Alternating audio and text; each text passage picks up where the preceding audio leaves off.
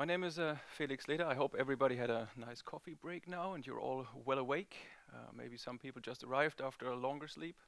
Um, Today I want to talk a little bit about people, about humans, about mistakes, and how you can actually use mistakes people make to hack back. Do we have any pen testers here? One. It also counts if you just hack your neighbors. Do we have any software developers here?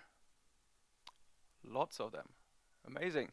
Anybody like security architects working more on combining lots of systems into a secure infrastructure? 2. Oh, 5. Very good. So we actually have the crowd that usually is in the disadvantageous position. You know, you guys always have to make sure that you don't have any mistakes in your software. There are no mistakes in the security architecture, because if you forget something essential somewhere, you make a mistake, you're going to get hacked, right? And it happens eventually. Who has been hacked? Which company has been completely owned before? I bet pretty much everybody, but nobody is allowed to admit it, because that's what usually happens. But let me give you some words of confidence, and that is everybody makes mistakes, right? It's not only the defending side that makes mistakes, but it's also the attacking side. For example, malware authors. And to give you some of the similarities between a normal software developer and a malware author, let's have a look at some examples to illustrate what I mean. Everybody makes mistakes, and you can see that actually everybody makes the same mistakes. So here's a classic example. I love that because it's really like every software developer has made this mistake before. This example is from Best Antivirus 2011, so it's a few years old. It's a fake antivirus. That means it says something's wrong on your system. You know, you've probably got a virus. And in order to remove that virus, you need to buy the full version of our product. So please enter your credit card number here and you will get the full version. And then we will make everything possible to remove that threat. But actually there's no virus on your computer except of this Best Antivirus software on your machine. And because they know their business model is not legit, they want to avoid being analyzed by a real antivirus company or a malware analyst or something similar. And usually malware analysis happens inside virtual machines. While their target group, the people they are targeting, usually use real PCs, you know, like a laptop or desktop or whatever. So they have implemented a check in there. They basically use the get CPU ID instruction from Intel CPUs and use that to find out if the platform is hardware virtualized. If the uppermost bit is set, they know they are running in a hardware virtualized environment, and then they actually don't do the whole crap that they are normally doing on the system. They just pretend to be harmless, let's say. So you see the assembly on the top right, while on the bottom you see like a recoded C version of what they have actually done. Do we have any C coders in the room? Okay. Can you spot the problem here? You can, please. Can you say it? Right. So if you look at the if statement over here, it's assigning this value of 8 and so on to the second part of this array. What they actually intended to do is to compare, but they were lacking an equal sign there. Classical mistake. As a result, actually they always think they are running in a virtual environment, and they never do the crap that they actually intended to do.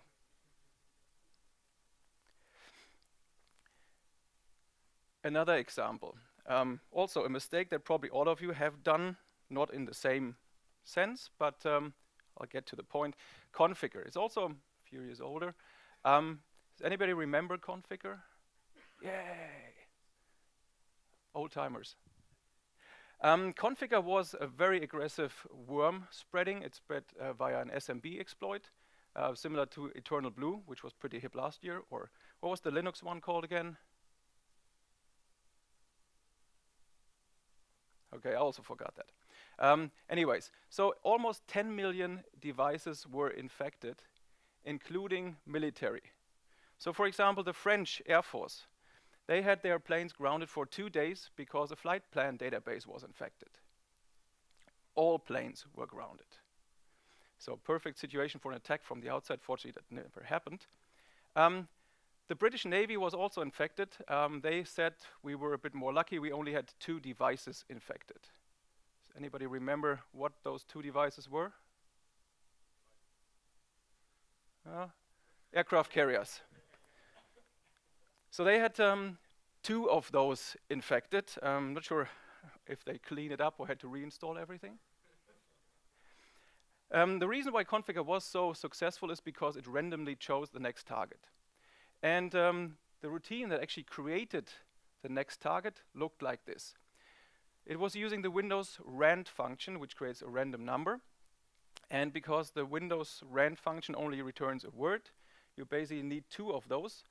One for the upper 2 numbers of an IP address and one for the lower 2 numbers of an IP address. And when you look at the documentation for the rand function, you see the rand function returns a pseudo-random integer in the range from 0 to rand max. So the question here is, what is rand max? And if you read the fucking manual, you will actually find out that it's not using the full range of bits that are possible, but it's only using up to the value 7FFF, because rand wants to avoid that somebody gets into trouble with signed numbers. So they don't use the full 16-bit. So if you think about this, basically 2 bits are never used here. So in the end, Configure only scanned less than 1/4 of the internet, and it was still so successful, but they could have been up to 4 times as successful, just by reading the manual. And if you talk to some of the people in your organization that maybe had to deal with Configure at that time, and they said, we never had any problems. You know, maybe it's not because of their security, maybe it's because they are in this IP space that was never scanned. Okay, since we're talking history, who remembers Stuxnet? Okay, that's a lot more people. Very good. So Stuxnet, it was pretty interesting because it was really a sabotaging malware. You know, they used it to basically sabotage the uranium enrichment in Iran. Pretty well planned, pretty well developed. And they wanted to make sure that the whole campaign really only targets systems that they intend for. So the installer of Stuxnet had this checker of the Windows version numbers just to make sure we are not going for very old systems, which we don't support platform-wise and so on, and where our software crashes, and maybe also not newer versions. So the idea was to use and install only from Windows XP on, which is Windows version 5, up to Windows 7 or 8, which is then Windows version 6. And you can see the statement on the top, which it should be version is larger or equal than 5 and smaller or equal than 6. Unfortunately, when you program C, you know, you don't write and or you don't write or, but you use some strange characters, like for example the and sign or the pipe sign over here. So they mixed up these signs, and instead of an and, they actually ended up with an or, saying if the version is larger or equal than 5 or smaller and equal than 6. So basically any version. And the only thing that saved them is that they actually had another check in there that the platform needs to be NT. Otherwise, they would have crashed a lot of Windows XP and 95 systems. And fortunately, Windows 10 was not out there because that would have also created some problems.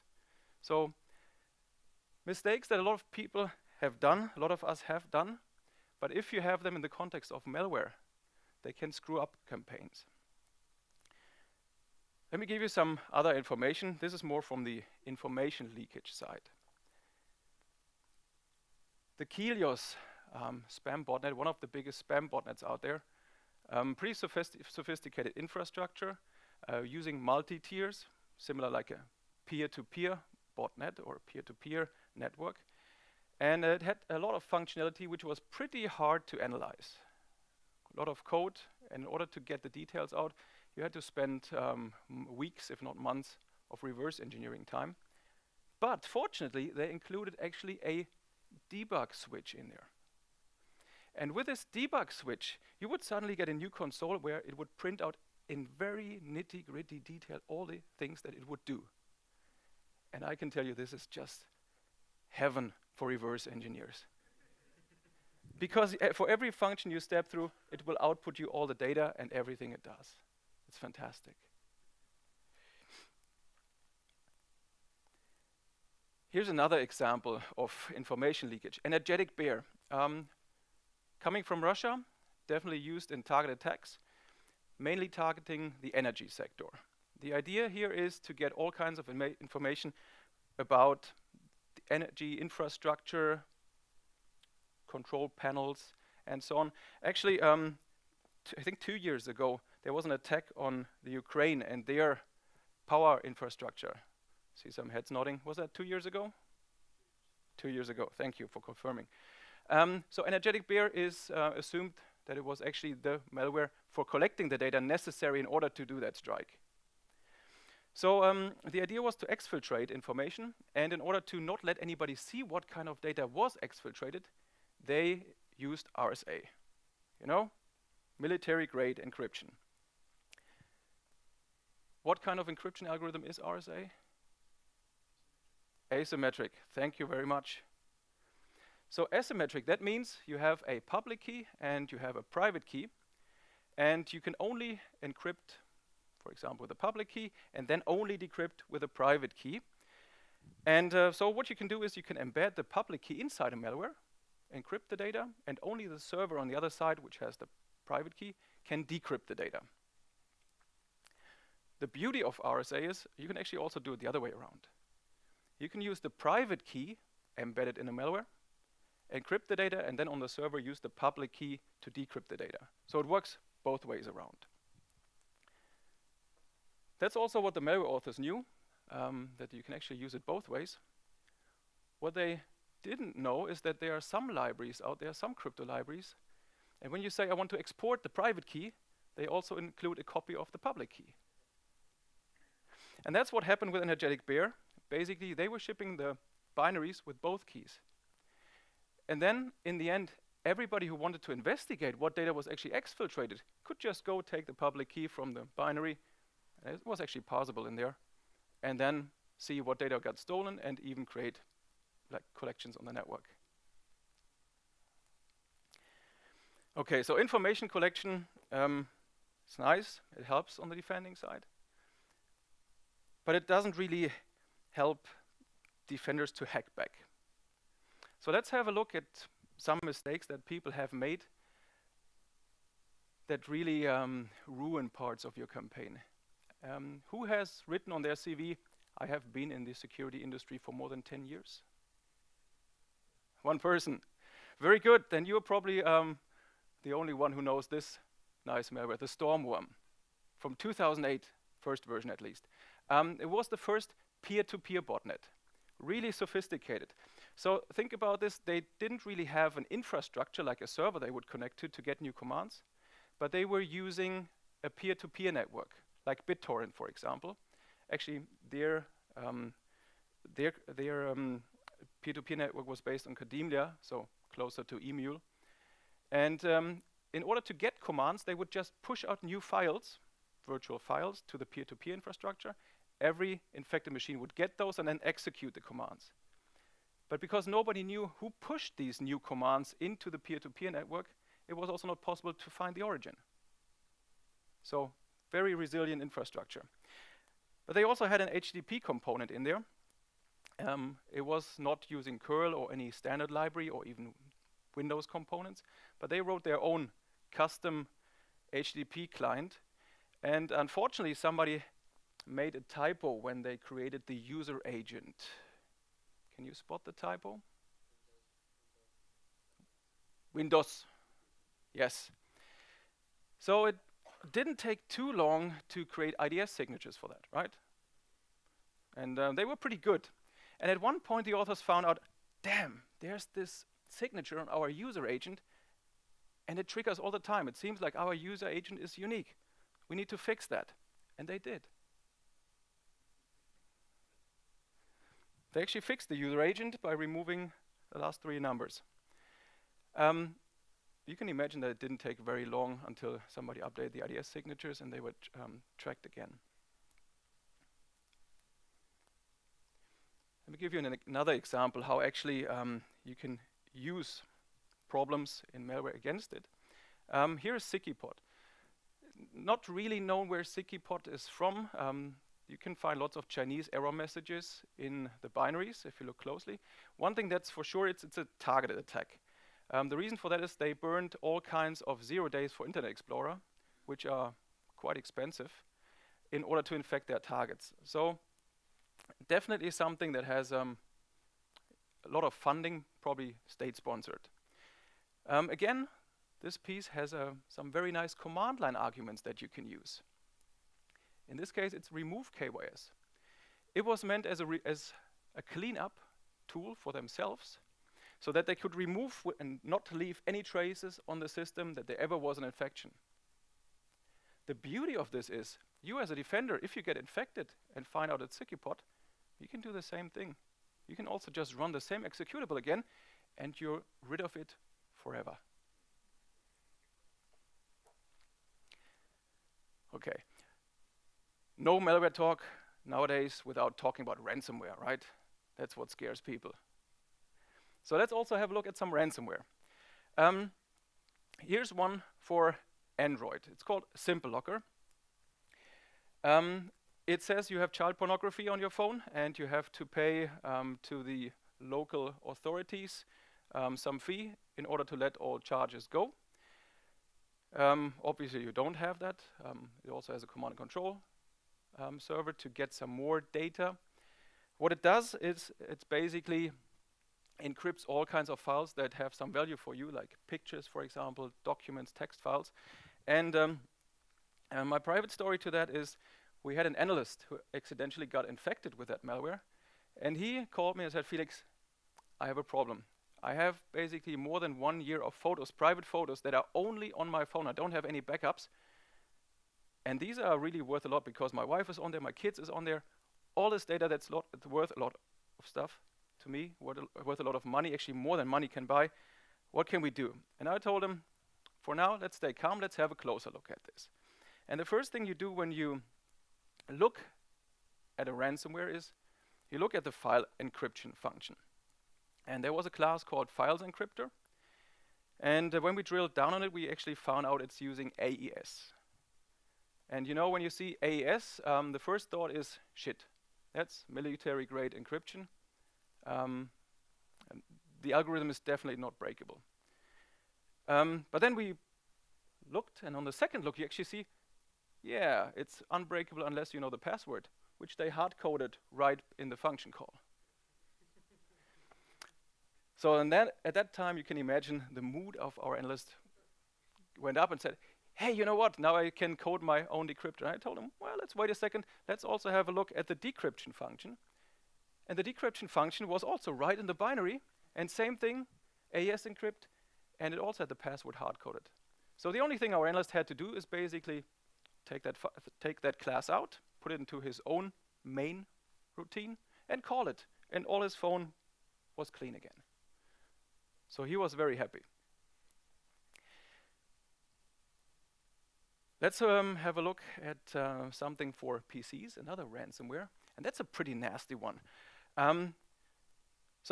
Same scheme, basically encrypts all your files, actually a lot more than the ones we have seen before, all kinds of suffix, also MP3s and stuff that you might like in some way. And it says, you need to pay 1 Bitcoin in order to get your data back and submit it to this wallet address. Or if you don't have that money, if you're a poor student, we give you an alternative, which is quite nasty. Just go and infect 3 of your friends. So which choice would you have made? That's pretty nasty. I'll tell you later why they did it that way. So again, same thing. You first start looking at the encryption function. And this time you can see they have not hard-coded the password where the function is called, but basically you need to provide a password. You need to compute, or they compute the hash of the password, and then use that to, again, AES encrypt the files. So in this malware, it's not as easy as before, but if you look like where does actually the password for encryption come from, you find that it's actually a static string inside the same binary. So you just have to search a bit, like what strings do we have, and maybe try out a few. And yeah, that works like charm. If you don't like to reverse engineer the whole thing and find out if this is the real thing and really want to brute force, it's actually having a countermeasure against that. It tells you, hey, you entered the wrong code, you have 3 attempts left now, and then we will do something nasty with your system. However, the state machine for these 3 attempts is stored in memory. So you just need to reboot your computer and you get a new 3 attempts. Or even better, you just need to restart the executable and get 3 new attempts. And to tell you the full story, they count down to 0, and at 0 they say, in 2 hours something bad will happen, but they have never implemented the logic for something bad. State machines, they are wonderful. Also, same malware, popcorn time. They basically give you 7 days to pay the ransom, or something bad will happen. This time, they said, okay, in 7 days maybe this computer gets rebooted, so we don't store that in memory, but we store this information on disk. The way they store it on disk is a file called time file name, which actually has the termination date as a text. So if you want, you can just go in there with Notepad or any other editor, change the time, and suddenly you have 40,000 days left for this ransomware. I can tell you there's lots of things wrong with this one, so I've just too much stuff on this particular one. So if you don't like to break open executable, or if brute forcing is too scary for you, and you might eventually lose some data if you don't want to take that risk, there's another approach here. So what they are doing is they are not overwriting your data, but they are taking a copy of your data. They encrypt that, write that to disk, and then delete the old file. So the old file is gone, but not completely. Because usually the data is still on disk, because the new file has been written to some free space, and the deleted file is not overwritten necessarily. So what you can do easily is use a Windows system restore point, or if you have like an undelete software that's carving deep down on the disk, you can also get your files back, so you don't even have to pay. If you want to avoid infection completely for popcorn time, that's also possible. Because they are also writing a file called been here when you have cleaned up the system. It doesn't need to be anything in that file. It doesn't have to be signed or anything. It just has to be there in your app data roaming folder. And if it's there, well, it will never infect you again. So you can see, even with ransomware, there are lots of possibilities how you can actually use some problems they have against them. So now I'm feeling a bit bad because I have to tell you who actually wrote this ransomware. Because they say themselves on a web page that opens up when you get infected, they say, we are a group of computer science students from Syria, and we're just trying to do some fundraising, basically involuntary donations to Syria. So all the bitcoins that you give us will actually end up to be something good. Okay, so I'm sorry for flaming a student project here. Actually, those students were quite smart, because they were not the typical criminals, so they didn't have access to the same infrastructure to get the malware out to lots of computers. And then they thought, what can we do to actually make this malware spread if we don't know these criminal Russians that put it on all kinds of computers? Well, we just asked people themselves to spread to their friends. You know, that's where the scheme came from. Infect 3 of your friends and you will get your data. So, using a snowball effect. Okay, so I'm sorry for flaming a few students. Let's get back to some professional malware. Somebody seen this domain name before? Hey! Wow, you've got experience, man. Been around for more than 10 years and still know the recent shit. Awesome. What is it? Yes. This is a domain that was found in WannaCry. WannaCry was really big last year. It was, again, similar to Configure, spreading via SMB, using the Eternal Blue SMB exploit, which was essentially leaked from the NSA. So thanks, NSA, for getting this big internet worm out there. A lot of people say it was North Korea actually putting this out. It's definitely, there's still definitely something strange about it. So let's assume it was North Korea. It infected about 300,000 computers in 150 countries. And if you track the wallet, you find out they made about 130,000 US dollars. Not quite enough for a new rocket launch, but at least some money. So the point of ransomware is, or if you want to sabotage stuff, is you want to have it out as long as possible, right? So you want to avoid being analyzed, and you want to avoid that somebody hacks back on you. And in order for somebody to analyze your malware, they usually have analysis environments. And they made a pretty strange assumption here, saying, you know, this domain is so random and so long that nobody in the world has registered that domain. Now, if we actually are able to resolve this domain, we are probably in a malware analysis laboratory where every domain is resolved. And you know what? So if we can resolve this domain, we think we are in a malware analysis lab. So we just stay put and don't do anything. So then this smart guy, Marcus Hutchins, came along, and he thought, well, why don't we register this domain then? And that's the reason why they only made 130,000 US dollars, because he registered that domain, and suddenly all instances all over the world thought, wow, we are running in a malware analysis lab, let's stop working. So he basically made sure that this whole campaign stopped at once.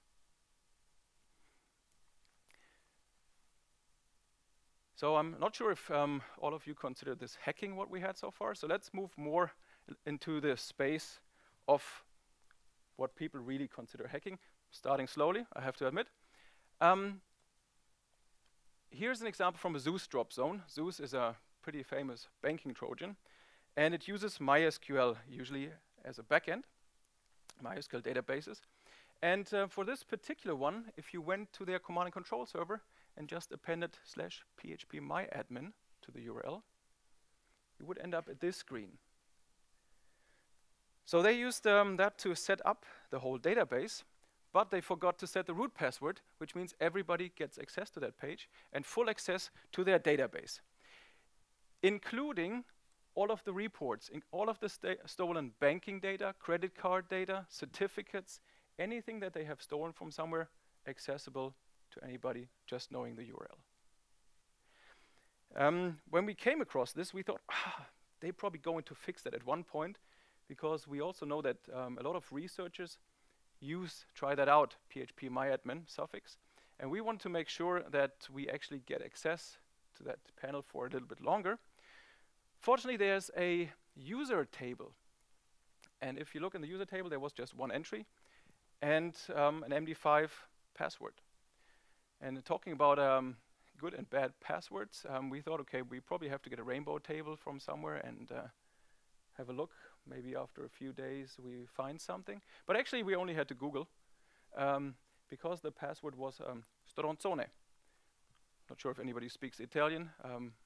Please don't translate. So with this access, especially the MySQL access, you can pretty much do whatever you want to on the server. Since we talk about banking Trojans, here's another example, and that's a pretty cool example actually when you took a look at the technical sophistication. Yadul is a normal banking Trojan, which means it modifies your browser, it hooks into your browser, and then as you go to a banking website, it transfers money to different accounts than you have entered, does all kinds of modification and maybe asks you to enter multiple TANs or PINs in order to make a transaction and so on. The cool thing about Yaludl is it does not show you that something was transferred from your bank account, but it keeps a fake state machine of how your account is supposed to look like. So if it helped, for example, to transfer $1,000 to Russia, you would still see the $1,000 in your bank account because it would modify the output of your browser in a way that it always appeared like the transfer had never happened. So that's something you don't see in many of these tools, and that's a neat feature of Yaludl. So the Yaludl backend is written in PHP, And you can see all the information on the left side that is transmitted as part of a command and control request. And you can see on the right side that these guys actually knew their shit, and they do some sanitization. What I haven't told you yet is, on the left side, you see all of the variables that are sent, and on the right side, you also see all of the variables that are sanitized. So have a close look how many variables are actually sanitized and how many variables they get. So why in the world would you only sanitize 2 variables when you have 11 in total that you're sending over? And with that, you can basically craft some really neat SQL injections and own their whole infrastructure.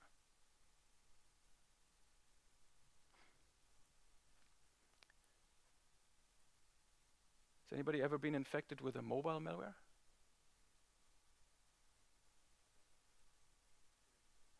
Not that you know, very good point. Actually, in mobile malware has been around for some time, but not construction kits. Construction kits, like we have for Zeus and other, or plugins or other PC-based Trojans, we didn't have those for a long time for mobile phones. But one of the first ones was Dendroid. Actually was quite cheap. It was developed, people found out later, by an intern from the security vendor FireEye. So this guy, during his internship, he learned a little bit about bot construction kits, and he also learned about mobile. And then he said, okay, why don't we craft something similar for mobile devices? And it was actually had some pretty cool features, like you could take any app that you thought was popular, put it into his tool, and he would repackage all of his bad creation into that new app. So you could, for example, say, I take Twitter and put all of my bad functionality into Twitter and then put this out somewhere on the market again. And it also had some pretty neat features. Like it could record phone calls, remotely activate microphone and camera, spy on your SMS and calls, and so on. And think about this, that's a real threat. I mean, the mobile phones are always with us. And you probably also take your phones to most meetings. Very often probably also to confidential meetings, maybe where finance or company strategy or whatever is discussed. And if somebody has the ability to, at any point in time, activate the microphone and the camera, you are basically bringing your own bugging device into those meetings. But I'm not here today to scare you. I want to talk about what you can learn from an intern. Actually, this intern learned a lot. He learned about prepared statements. Has anybody heard about prepared SQL statements? Oh, okay, very good, very good. We have some people. But let me briefly explain how a SQL injection works, not in detail, but just roughly. Basically, you create a control string for the database, craft that in some way, and then hand it over to, like here, the query function, and then the database is executing this query. And if you, at the point where you have external content, like the UID, include something that terminates, for example, some quotes that you had in there before, you end up in a situation where the database actually runs a differently controlled statement, something that does something completely different. We don't have to go into the very nitty-gritty details. The difference from prepared statements here is, in the prepared statement, you don't make this connection between data and control functions yourself, but basically you're just saying, I put some placeholders in the control statement, then you prepare it, and then you hand over the arguments to the database, and the database is doing all the necessary steps to keep you safe. So in the end, you cannot have SQL injections anymore, because the database is making sure that the data you enter is safe. Cool, right? Who's using that? Who's using prepared statements? Who's still using the top form? Nobody's admitting, everybody's doing it. Okay, here's how the intern at FireEye did it. He basically said, okay, I'll create like the control string and also include the data, then give this to the prepare statement, but because the database doesn't have to do anything because I have already done all the work, I don't need to add any arguments. So he reintroduced the concept of SQL injections into prepared statements. If you are doing SQL work and maybe want to have a new intern who wants to learn something, then why don't you contact him? Okay, let's move on to more sophisticated infrastructures and away a bit from just SQL injections. Here's another example, the Whaledeck botnet. Whaledeck had a pretty sophisticated infrastructure. It would never tell you which is the real command and control server. It would always relay every request from an infected system through other infected systems and a layer of proxies until you end up at the real command and control server. The idea there is that nobody ever knows who is the final server because you're going through multiple tiers and you're only talking to the next level of infected machines. So if you want to see what's going on in such a botnet, there's a very nice position, and that is right in the middle, because you get a lot of traffic from all kinds of infected machines and then can maybe see what's happening there. So when we were researching this botnet, we were actually thinking, how do we become such a relay? And we did some experiments, and we found out that, for example, if you provide full internet access, like no firewall, good bandwidth, then you have to wait about like 45 minutes, sometimes an hour, and then you would be promoted to such a relay. I can tell you, when you reverse engineer stuff, 45 minutes is a boring long time if you have to wait for feedback. It sucks. And you do that maybe for half a day, but then you say, no, there has to be a different way. And actually, yes, there was a different way. They had a command line switch. You could just say -R and suddenly you became a relay. Hey, beautiful. That simplifies things a bit. Whaledeck was actually also properly architectured. They used RSA for encryption, again, military grade, right? And they had a well-planned command and control stack, you have to say. So they used XML for formatting the messages. And what's the problem with XML? It's big, right? XML gets huge and bloated.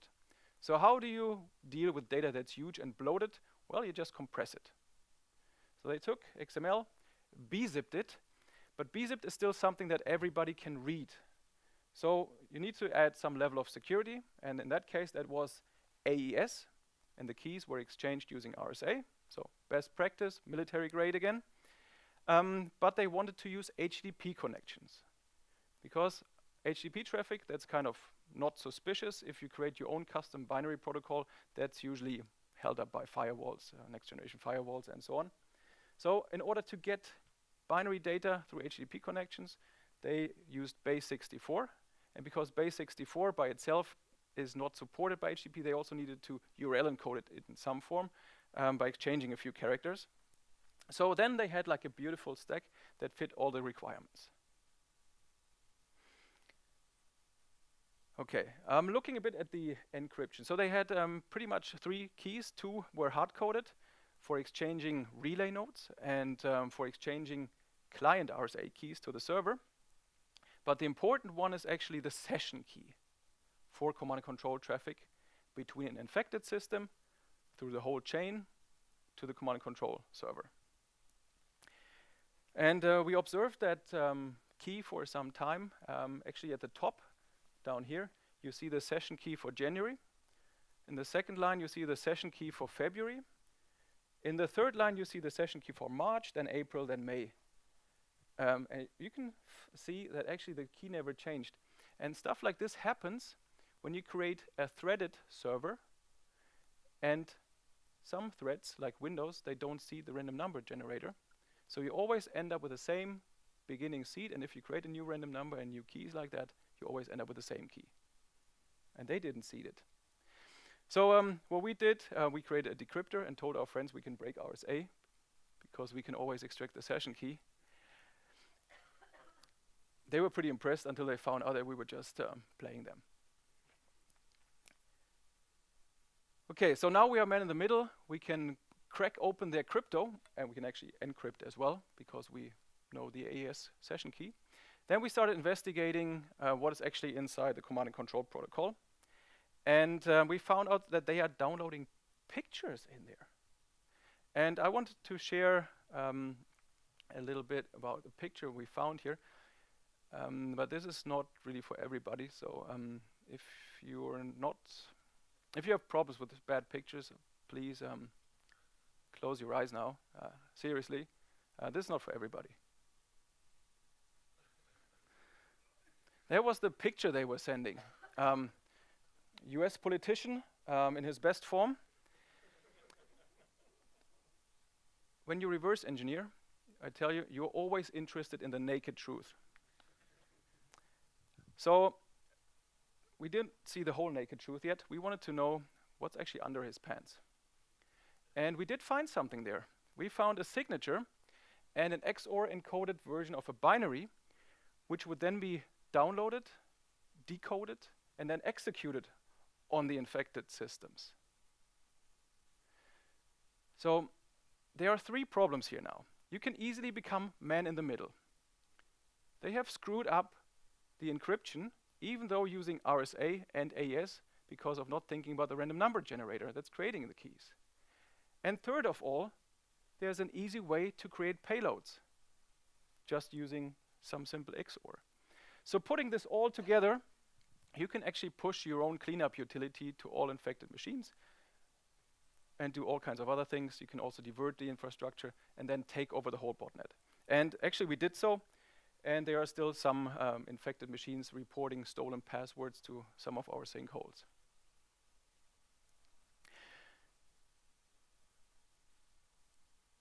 Sometimes you don't even need to hack the infrastructure itself, but you can do some tricks in order to divert some traffic. So we started with configure. Let's also end with configure. Configure A had this random number generation, or the random IP generation that we talked about at the very beginning. There was one limitation to that.